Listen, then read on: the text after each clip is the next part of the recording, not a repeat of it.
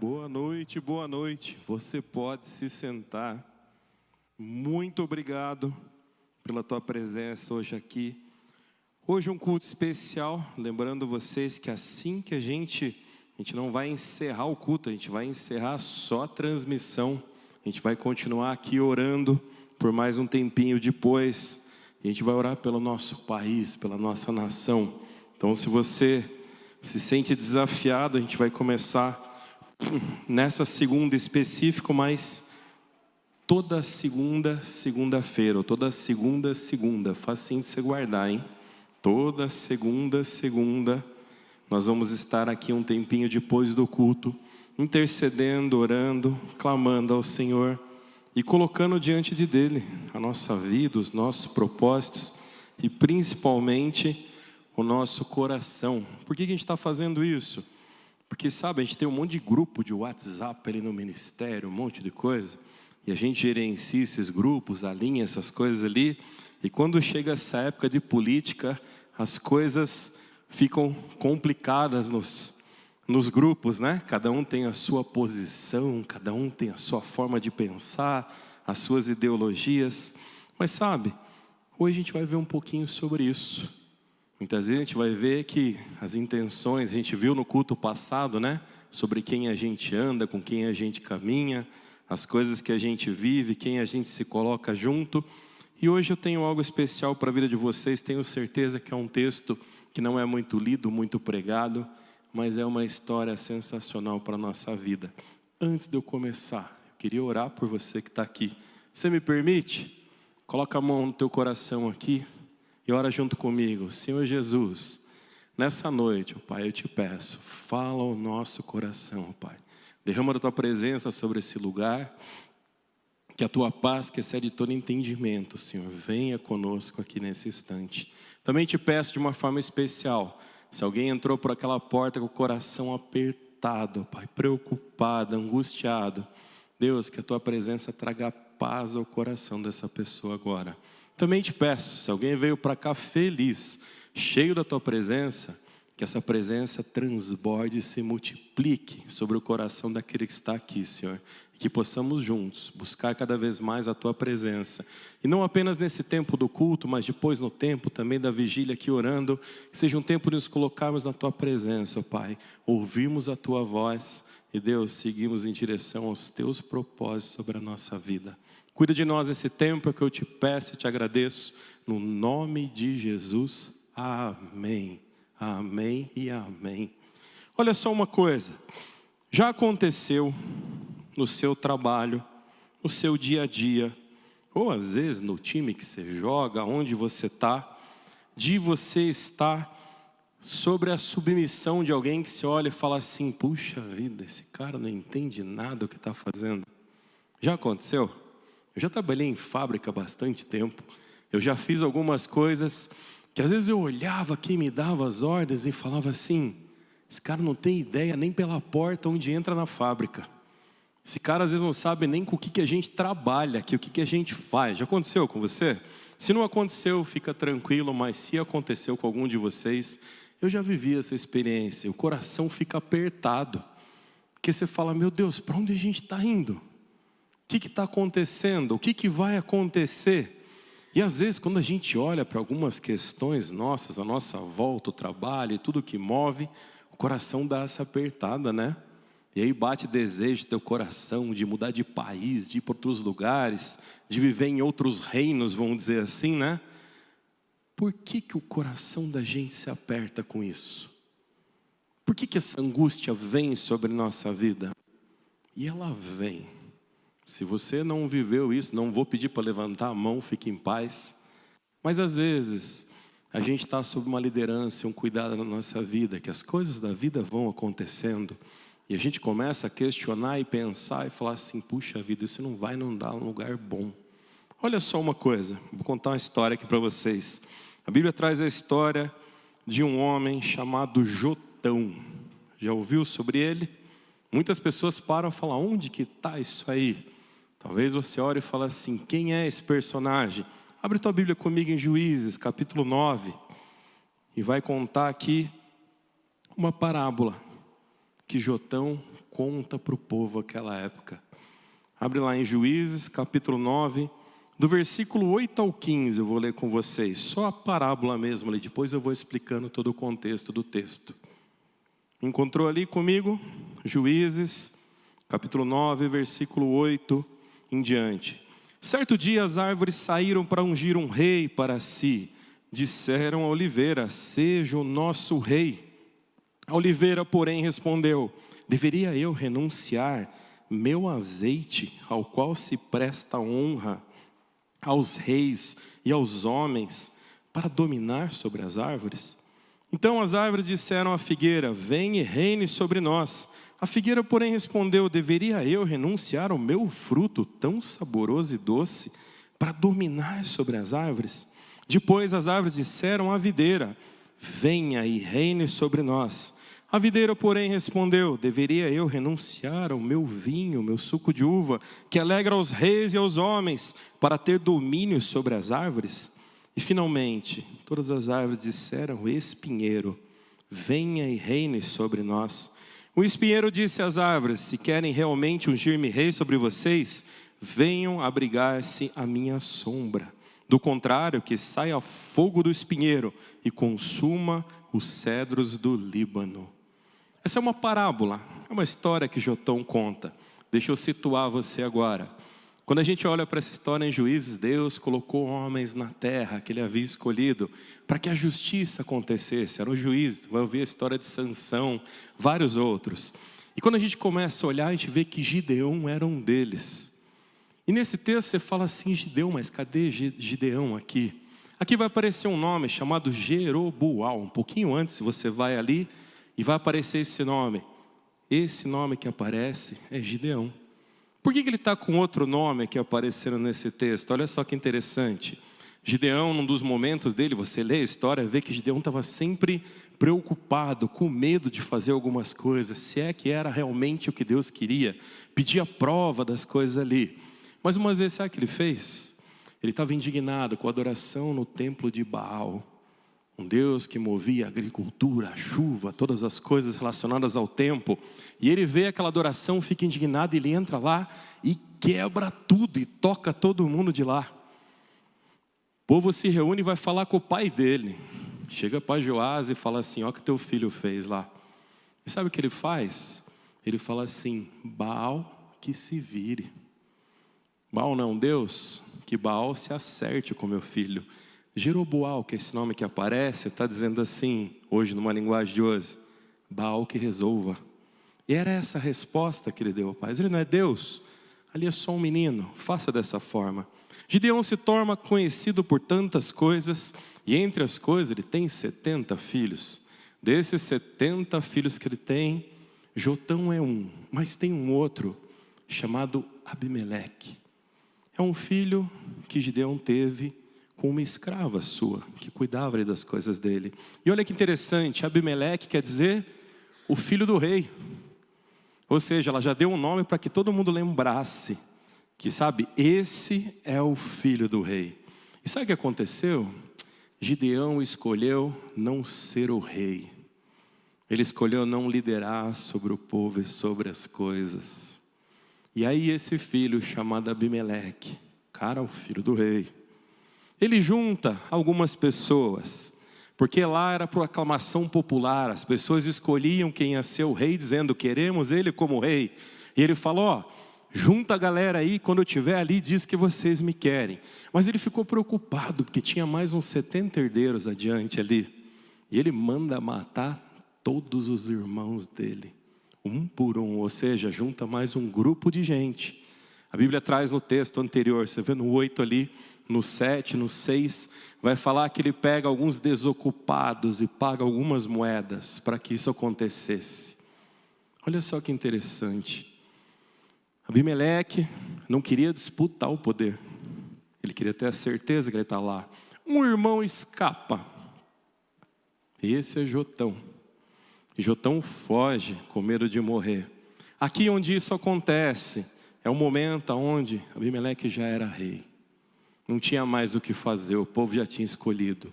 E ele sobe sobre uma pedra em cima do monte e conta essa parábola ao povo. Essa parábola traz coisas interessantes na nossa vida, faz a gente refletir sobre quem nós somos e quem nos governa, e sobre quem governamos. Mas talvez você olhe e fale, é uma parábola tão curtinha, né? Fala sobre as árvores. O que eu entendi ali é que a figueira dá figo, e que é um fruto bom, que a oliveira vai dar o azeite, e que é sensacional por isso. Já experimentei azeite no meu pedaço de pizza, ficou fabuloso. Às vezes nossa cabeça traz essas coisas. E que a videira tem a ver com o suco de uva e com o vinho, por isso que falou que é alegre, entendi o povo, dá uma bagunçada ali no vinho, né? Se você entendeu isso, talvez você absorveu o menor do que esse texto realmente quer dizer. Olha só uma coisa, quando a gente começa a olhar aqui, a gente vê que nesse texto, principalmente no contexto que eu contei para vocês, todas as vezes que a gente faz essa pergunta sobre a quem estamos nos submetendo e a quem nos submetemos, puxa, faz a gente olhar e entender o que aconteceu com essas 3 árvores e esse espinheiro. Olha só uma coisa, dessas árvores a gente entende uma coisa muito importante. A gente começa a olhar e ver que elas tinham um propósito específico. Você parou para perceber isso nesse texto? Quando ele fala com a primeira árvore, o que acontece? Ele começa a olhar e ver que essas árvores eram frutíferas, por isso que ele conta nessa parábola. E ele vai falar com a oliveira. E a oliveira, dentro da preciosidade dela, ela diz o quê? Olha, eu já dou azeite. Naquela época o óleo era usado para acender as candeias, iluminar os lugares. Era usado, como é usado hoje, para dar sabor às coisas.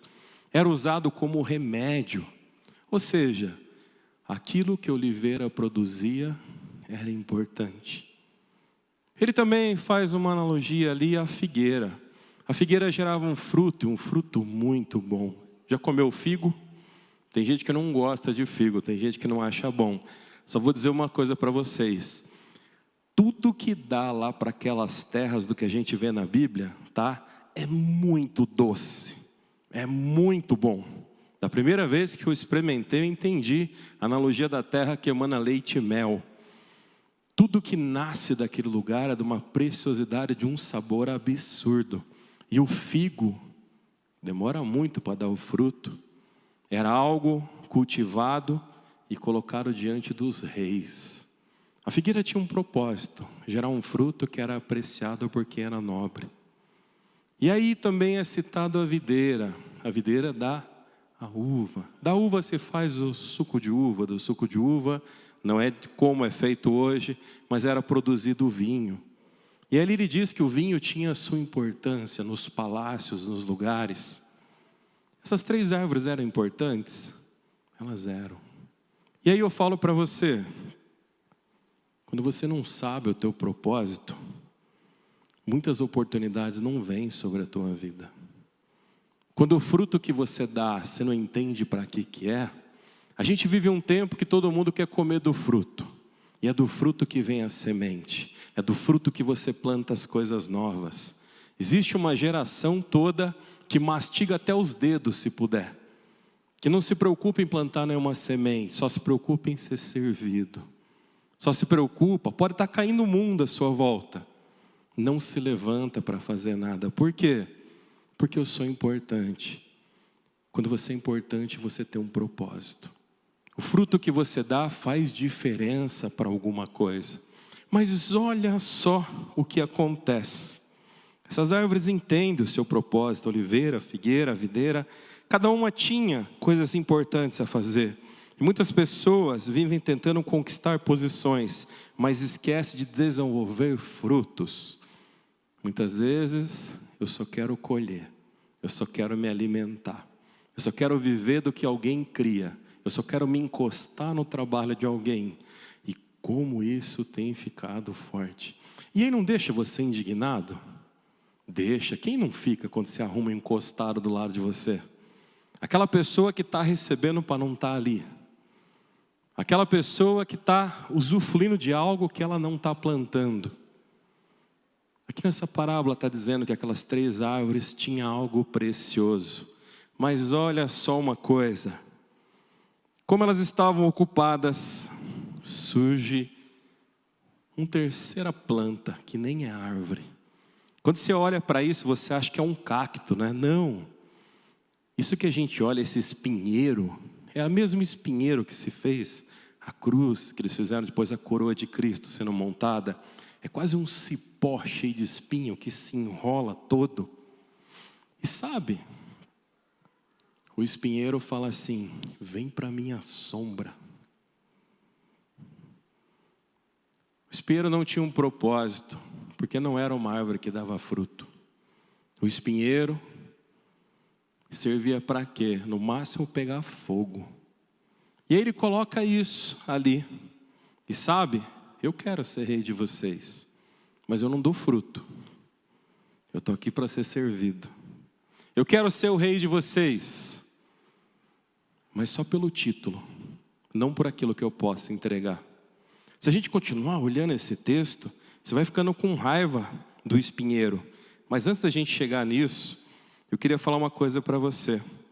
O texto de Juízes 9, 14 fala: finalmente todas as árvores disseram ao espinheiro: venha e reine sobre nós. Olha que interessante. Já entendemos que o espinheiro não era algo tão precioso assim, mas ficou uma brecha. Ficou uma abertura. E aí quando ele citava isso, ele está dizendo assim: meu pai deu uma brecha. Meu pai deixou um buraco aqui das coisas que eram para acontecer. Não era para o reino estar assim. E sabe o que aconteceu? O espinheiro tirou proveito disso. Às vezes na nossa vida a gente dá essas brechas. A gente acha que viver encostado, a gente acha que ficar tirando proveito das coisas. A gente acha que receber algo pelo que a gente não trabalha é justo. Eu sou esperto, eu sou mais inteligente. Vivemos o tempo hoje onde dizem que o verdadeiro líder delega, ele não faz. Mas delegar não é mandar. Delegar é dividir a responsabilidade. É somar com aquilo que precisa. Aquelas árvores, as três, elas já somavam. Elas já produziam algo fabuloso. O espinheiro não produzia nada, nem dava sombra. Mas ele fala: eu quero ser o rei. E a gente vive o tempo onde todo mundo quer ser rei. Todo mundo quer ser reconhecido. E sabe, esse tempo que a gente vai entrar aqui para frente da política, vão surgir muitos reis. Vão surgir pessoas que não fizeram nada para estar ali. Vão surgir pessoas que nem te conhecem. E que você vai brigar nos grupos por ela. Vão surgir pessoas que não têm ideia da sua vida. Mas que quer que você poste uma fotinho, quer que você brigue num grupo e que você defenda as causas. E aqui eu não estou falando sobre lado político. Aqui eu estou falando sobre pessoas. E aqui a gente está vendo que a omissão de um homem gerou uma brecha. Então se na tua vida você omisse alguma coisa, cuidado, porque vai surgir um espinheiro no seu lugar. Se você está dando brecha, está deixando um espaço, entendendo que você já é muito importante, lembra, você está abrindo brecha para o espinheiro aparecer. Mas olha só uma coisa interessante aqui para a gente continuar vendo. Lembra que eu falei do espinheiro? O espinheiro disse às árvores: se querem realmente ungir-me rei sobre vocês, venham e abriguem-se na minha sombra. Do contrário, que saia fogo no meu espinheiro e consuma até os cedros do Líbano. Ele era brabo, ele era brabão, o espinheiro. Ele era um cara revoltado, ele estava impondo. E sabe, às vezes a gente vive sobre isso. A gente vive o tempo que o chicote estrala, como os caras falam, né? E será que é assim que as coisas andam? Será que é assim que as coisas funcionam? Nessa noite aqui a gente tem um grupo especial aqui, né? O Matias foi meu primeiro amigo aqui na PIB. Eu não era nem membro daqui, estava vindo para cá. E eu encontrei com o Matias, a gente ficou conversando, porque eu treinava judô e judô exige muita pegada, e ele montanhista, e a gente falando sobre a força da mão. Eu lembro quando o templo era tudo mato, né? Como o pessoal brinca ali, mas não era, já estava coberto, era tudo cimento, era tudo concreto, não tinha nem cadeira ali. E olha só que interessante, né? Faz muito tempo que a gente se conhece, faz muito tempo que Deus te usa na minha vida, faz muito tempo que a gente já fez muita coisa junto. Mas eu lembro de um fruto precioso que Deus te usou. Eu lembro que a minha esposa estava muito doente e estava se recuperando dessa doença. E o sonho dela era subir uma montanha. E você passou na minha casa, você pegou a gente de carro e você levou a gente para subir o Pão de Ló. E talvez você que é da montanha conhece o lugar que Pão de Ló pode ser uma das mais fáceis, mas não tem nada para quem vai subir a primeira vez, né? Somente o finalzinho das pedras ali. E sabe, a gente foi. E a alegria dela, dentro das forças que ela tinha de chegar até aquele lugar, de ver ela lá em cima sentada, e foi algo fabuloso, de ver ela voltar braba comigo, porque era longe, e eu falei que era perto. Mas foi algo tão precioso, Matias, que Deus colocou um dom na tua vida, e colocou que um fruto desse aquele dia. E o fruto do que Deus te usou trouxe alegria à minha casa. O espinheiro não dá fruto. O espinheiro não faz nada. O espinheiro só se encosta. O espinheiro está sempre ocupado. Mas o espinheiro está dizendo: se você não vier na minha sombra, eu vou queimar você. Sabe? Essas palavras a gente precisa guardar no nosso coração. Porque muito do que a gente escuta e ouve, às vezes é tentado ser imposto pelo medo. E sabe, quem não tem o que oferecer, vai oferecer o medo. Quem não tem o que oferecer, que já se acostumou a roer até a semente, já acostumou a não dar fruto, já acostumou a não estar nem aí para nada, começa a tentar se impor numa autoridade que não tem. E aí sabe o que faz? Foge do serviço, foge da responsabilidade, foge de cumprir o que precisa ser feito e fica esperando os outros fazerem. Aqui o espinheiro diz: você não quer vir na sombra, então eu vou queimar você. Você não quer que eu seja o rei? Então vocês vão pegar fogo. Eu vou queimar até os cedros do Líbano. Você sabe o que é um cedro do Líbano? Eu já vi um cedro do Líbano. É uma árvore que é difícil de queimar. E ali está dizendo que até nisso ia pegar fogo. Olha só que interessante, quando a gente não sabe o propósito da nossa vida, a gente fica só comendo o fruto do que os outros plantam.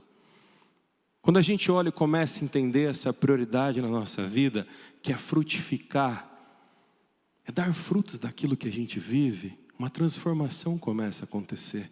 Eu sempre olhei para esse texto e falava assim: puxa vida, 3 arvorezinhas preguiçosas que não quiseram ser rei, né? Não, elas produziam, elas faziam. O preguiçoso, o folgado é o espinheiro. E foi ele que não apenas se oferece, mas como aquele que se impõe. Abimeleque, a gente acaba vendo no texto, não tinha nada para oferecer. E sabe, o espinheiro fere, e as árvores frutíferas, elas abençoam. Abimeleque não tinha o que dar àquele povo. E se você continuar lendo essa história, eu desafio você vai ver o que vai acontecer. Quanta coisa vai pegar fogo. Quanto esse homem vai ter que correr. Até proteger e defender o povo ele não vai conseguir. Aquilo que ele se proporcionou a fazer não vai acontecer. Aqui nessa parábola está dizendo que o espinheiro tenta se colocar numa posição que não é para ele. Cada árvore revela uma influência diferente. A oliveira abençoava com azeite, a figueira alimentava, a videira alegrava. O espinheiro, porém, era conhecido pelos seus espinhos. Todos nós deixamos marcas de influência. E talvez isso você vai lembrar do sermão passado que eu estava pregando aqui. São marcas boas ou marcas ruins? A marca da lembrança do que você fez na minha vida, eu lembro de coisas boas. E posso contar várias outras boas que a gente já fez junto aqui. Coisas tremendas diante de Deus. Mas olha só. Quando são os espinhos que florescem, quando são os espinhos que crescem, quando a gente não tem mais o que oferecer e só tentar sugar, a gente deixa marcas ruins. A gente começa a tirar daqueles que merecem. A gente começa a usufruir daquilo que não é nosso. Abimeleque matou os irmãos, pagou para que votassem nele. E ele não consegue ser um bom rei, porque esse não era o propósito dele. O propósito dele era ocupar um lugar. O propósito dele era ser reconhecido. Isso ele foi. Mas foi temporário. Foi infrutífero. Deixou marcas ruins. Talvez Jotão não era um dos nomes mais conhecidos da Bíblia. Mas se você lê, você vê alguém que enfrentou o medo. Você vê alguém que se posicionou. Você vê alguém que fez diferença. Talvez Abimeleque era o nome que você conhecia mais. Talvez você nunca deu para o teu filho, né? Mas talvez era o nome que você conhecia mais. É lembrado pela destruição dele. Por aquilo que acontece depois. E muitas vezes a gente fica olhando e falando assim, puxa vida.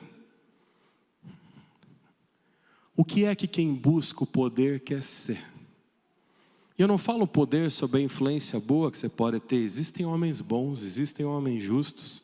Existem homens que fazem diferença dentro dos seus governos. E a Bíblia mostra Daniel, por exemplo. A Bíblia vai mostrar José no Egito. E assim vários outros, Moisés tirando o povo e libertando. Tem muito mais exemplo de homem bom fazendo diferença do que homem mau. Então eu não estou dizendo que todo mundo que governa é ruim, muito pelo contrário. Deus usa esses homens. Hoje aqui nessa capela a gente vai orar em um dos momentos por eles. Mas aqui está dizendo que por mais que Abimeleque pudesse tentar ser um rei, é porque ele não conhecia, nem entendia sobre um outro grande rei. A Bíblia vai falar em Marcos 10:45, vai falar sobre o Filho do Homem, pois nem mesmo o Filho do Homem veio para ser servido, mas veio para servir e dar a sua vida em resgate por muitos. Abimeleque buscou um reino através da violência, Jesus estabeleceu um reino através do amor. Abimeleque matou seus irmãos para conquistar uma coroa. Jesus entregou a sua vida para salvar os seus irmãos. O espinheiro representa o governo do ego, mas Cristo representa o governo da graça. E aí vem a grande questão. Talvez eu pergunte, quem é que te governa? E você vai lembrar de nomes que fazem parte da política. E aí eu vou te dizer, quem te governa é Jesus?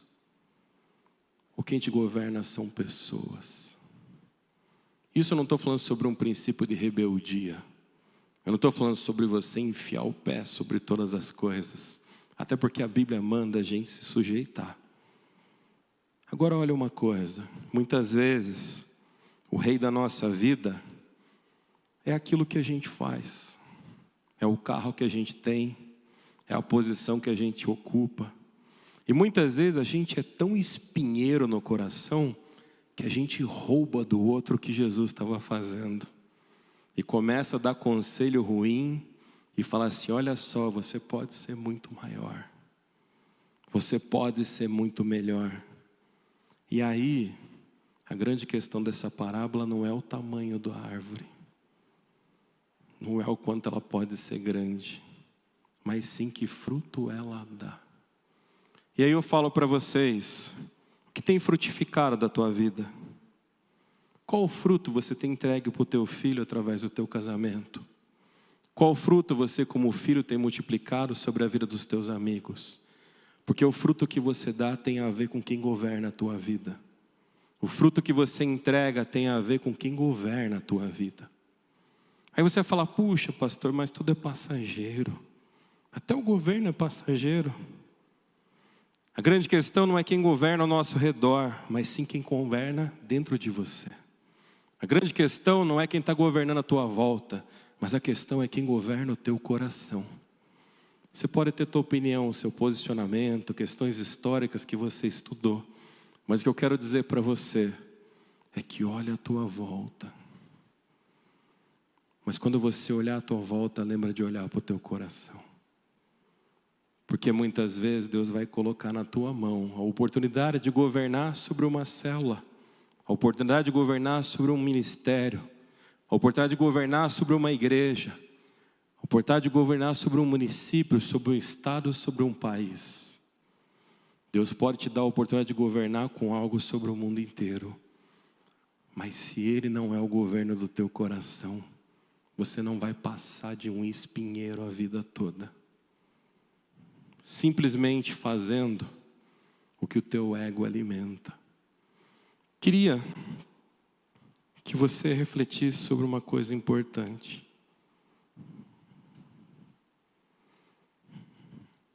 Talvez você pare e fale: será que eu sou um espinheiro? Olha para o fruto. Se não tem fruto nenhum. Se as pessoas só te conhecem pelo que você fala e não por aquilo que nasce através de você. Se as pessoas só te conhecem pelo quanto você diz que você é importante, pelos lugares importantes que você frequenta.